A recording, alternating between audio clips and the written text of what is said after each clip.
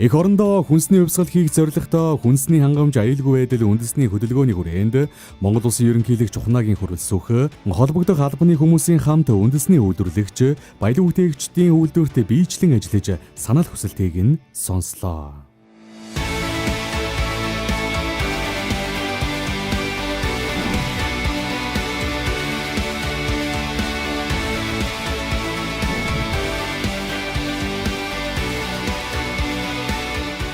Монгол улсынхаа хүн амыг эрүүл аюулгүй хүнсээр хангахын тулд бид үргэлж хичээж ажиллах болно.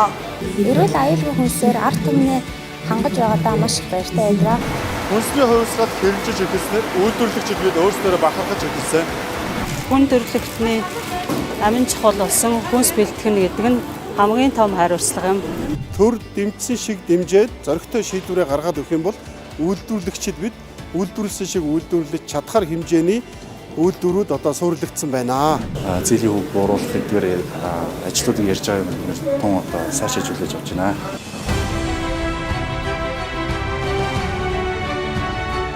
Хүнсний хангамж аюулгүй байдал үндэсний хөдөлгөөний хүрээнд 2023 оны төсөвд 223 орчим тэрбум төгрөг тусгаснаа нь хөдөө аж ахуйн салбарт сүүлийн 30 гаруй жил хийгдээгүй дэмжлэг юм. Монгол улс усан далайд гацгүй ч гэсэн хүн далайд гацтай. Хоёр том хөрш байна. Хаяа зэрэгэлдээ улс орнууд байна. Казахстан, Солонгосоос ахуулаад тий. Монгол улсыг тойрол нийтдээ 1.6 тэрбум хүн амьдардаг байхгүй юу? Тэгээ энэ том зах зээл рүү л манай улс гарч чадвал, манай компаниуд маань гарч чадвал, манай үйлдвэрлэгчид маань гарч чадвал Монгол улс хөгжнөө. Хугацааны хөнгөлөлтөд одоо зээл хөрөнгө оруулалтын зээлүүд бол биднэрт маш хэрэгтэй. Та одоо сая харсан бол энэ доотлын үйлдвэр бол бид нэр өнгөж 300 дэлгүүрийг л хангах хүчин чадалтай хоол хүнсний үйлдвэр байж байгаа шүү дээ. Гэтэл чинь бид нар одоо энэ нийт одоо энэ сүлжээ хэмжээ нэмэгдэхин хэрээр бидний үйлдвэрлэж дийлэхгүй дахиад шинэ үйлдвэр барих хэрэгтэй болно. Дахиад их том хэмжээний хөрөнгө оруулалтууд, тоног төхөөрөмжүүд бид нар шаардлагатай болно. Маш олон залуучуудад дахиад сурах хэрэгтэй болно. Энэ болгон маань нөгөө ашиг олохоос өмнө зардал мөнгөнд төрүүлээ гарч идэг учраас бидний хувьд бол маш хүндрэлтэй зүйлүүд үнэхээр санхүүжилтийн асуудал байна. Бусдаар бол болно. 25 оны 1 сарын 1-ээс Монгол улс тэр чигээрээ одоо нийтийн хэрэгцээнд худалдаалагдах махан бүтээгдэхүүн маань үйлдвэрийн аргаар үйлдвэрээр дамжигдсан, үйлдвэрийн аргаар боловсруулагдсан байх юм шаардлага тавигдсан юм хууль эрх зүйн орчин бүрдэж байгаа. Тэгээд хүн байгаль орчин гэсэн энэ гурван холбоос болоод энэ бодлогуудаар дамжиж хэрэгжиж байна гэж үзэж байгаа. Тийм учраас үйлдвэрлэл маань байгаль орчинд ээлтэй хуучин шиг одоо энэ тэнд малын гэхэд л дайвар бүтээгдэхүүн толгой шир хаягдсан зөндөө их асуудлууд болж исэн. Ийм юм ахиж үүсэхгүй хаягдalгүй байгаль орчинд ээлтэй үйлдвэрлэл хөгжих юм байна гэж харж хүлээлт үүсэж байгаа да. Тэгэхээр энэ одоо сайхан хөдөлгөөнүүд, хөтөлбөрүүд бол яг харахгүй хэрэгжнэ. Хэрэгжихтэй одоо ингээд жилээр одоо ахиж дотоодынхаа 19 нэр төрлийг өднөр дотоодоос хангах цаг ойрхон байна. Түүний сапаглаа бодлыг одоо хангах бололцоо бас ойрхон байна гэдгийг хэлэх таатай байна.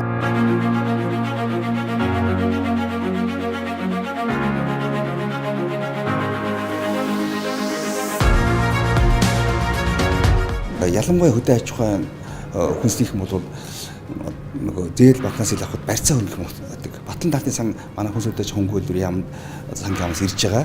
Энэ дээр 60% нас батлан даалттай сангаас бол одоо баталгаа гаргаж зээл авах тийм боломжийг бол хангана. Зөвхөн сайн үйлдвэрлэгч байх биш. Сайн тээвэрлэгч байх хэрэгтэй байхгүй. Эцсийн бүтээгдэхүүн эрүүл очих хэрэгтэй гэдэг дээр ингээ харж байна. Тэр энэ тал дээр бас хүнсний том хувьсгал гарч байгааг харахад бас их таатай байлаа. Ер нь монголчууд бид өөрсдөө хүнсээ үйлдвэрлэдэг, тэрийг эрүүл хүнсийг иргэдэд хүргэдэг, цаг хугацаанд хэтэрсэн бол устгалд оруулдаг. Энэ соёлд сурах нь бол эрүүл оршихын одоо хамгийн анхны аав усаг гэж харж байна. Ер нь хүнсний хувьсгал, хүнсний аюулгүй байдал гэдэг энэ үндэстэн өрөө оршин тогтнох ямар чухал асуудал вэ гэдгийг сүүлийн 3 жил, 4 жил дэлхийн нийтээр гинт хэрэгж санацгаалаа л да. Энэ бол сая ковидд залгаад энэ дайны нөхцөл байдал бол өргөндөрлөлт маш олон зүйлийг одоо иргэн маш хүчтэй санууллаа. За тэр дундаа улс орны өөрийнх нь одоо бие даасан хүнсний аюулгүй байдлын нэг гол тулгуур асуудал нь өөрөө хүнсний аюулгүй байдал юм байна гэдгийг одоо маш сайн бид ойлгуулах. Хүнсний хувьсгалд нэг дэцгээ.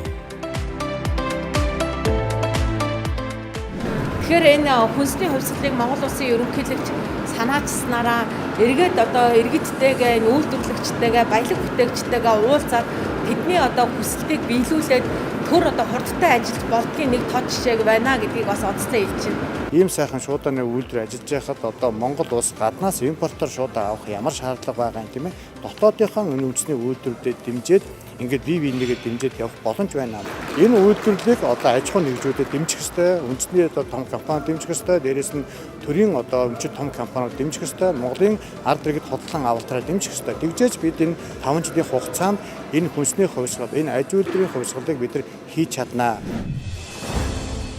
2022 оны 5 дугаар сарын 13-нд Монгол Улсын ерөнхийлөгч энэ хувьсгалыг дөнгөж санаачилж байсан бол өнөөдөр эрх зүйн баримт бичгтээ болж 100 гаруй үйлдвэрт ерөнхийлөгч болон ерөнхийлөгчийн тамгын газрын төлөөлөл биечлэн ажиллаж санал хүсэлтийг нь бодлого шийдвэр болгон яг одоо бодит ажил болчихсон хэрэгжиж байна.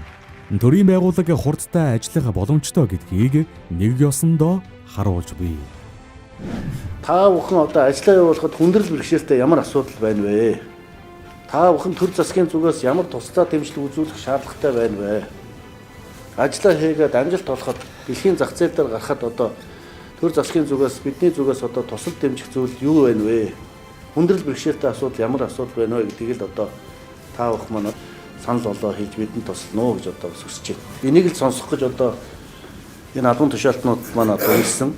Чиглэлийн сайд нар бас байж байна. Сая хэлээ одоо төр бас шуурхай ажиллаж байна. Ерөнхийлөгч маань баялаг бүтээгчдийн зөвлөгөө 3 сая 3 тэгээд ажлын 10 хоног дотор ингэж байна гэж хэлж байна. Би бас одоо хуульчсан Эрдэнэт үйлдвэр оюу толгойд уулуурхай яамаар дамжуулаад яамны сайдын хувьд одоо албан тооцоочиг илгээе. Худалдан авалтыг нь дотоодын үйлдвэрээс онцгойлон анхаар ший гэдгийг. Гэт ажлын 3 хоног дотор бичиг тоот явуулнаа гэдгийг бас хэлье.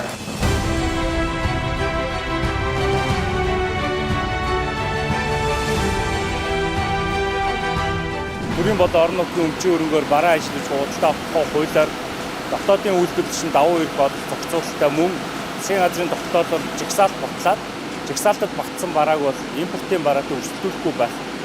Одоо ийм зохицуултыг нь мөрдөөд явж байгаа.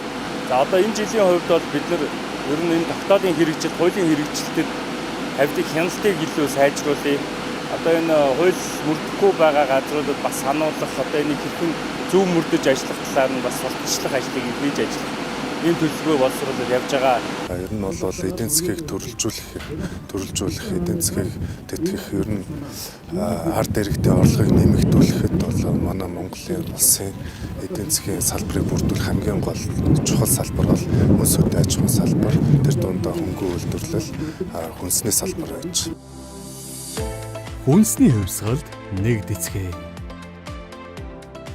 Бүр анхнаас нь бэлтгэлийн цэгээс нь өнөөдөр хэрэглэгчийн гарт хүртэл бүрэн хяналтайгаар ямар нэгэн хүнсний аюул байдлын эрсдэл учруулахгүйгээр ингэж хүрхийг зорж байгаа. За энэ нь яг хүнсний хувьсгал болон эрүүл Монгол хүмүүсийн эдгээр үндэсний хөтөлбөрүүдийн гол зорилтуудыг яг хэрэгжүүлэн ажиллахад нэлээд чухал дэмжлэг болж байгаа гэж бодож байна. Хэрэглэгчийн санаачилсан үйл ажиллагаанд одоо оролцоод илүү одоо юу гаднаас импортоор саар засаг баглаа бодол оруулж иргүүгээр дотооддоо бүх хэрэгцээг хангах үндсэн зорилгын хүрээнд одоо ингэж ажиллаж байгаа.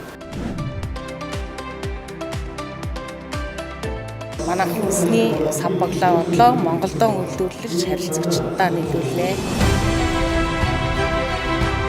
Манай компани болохоор хүнсний өслийг хүрээнд хумцар санаас татгалзан эрүүл мэндийн хөрөнгө оруулалтын өрөөндөө ганц савыг дотооддоо 2021 оноос үйлдвэрлэж байгаа.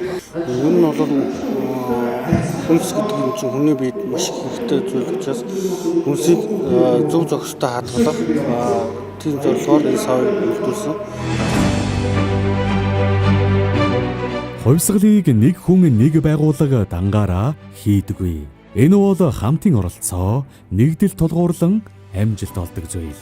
Өнөөдрийн байдлаар хүнсний хувьсгалд төрийн болон төрийн бус байгууллага, олон улсын байгууллага, аж ахуйн нэгж, үндэсний үйлдвэрлэгчид, баялаг бүтээгчид хамтарч ажиллахаа илэрхийлээд байна. Харин Монгол улсын иргэн та нэгдэхэд бэлэн үү?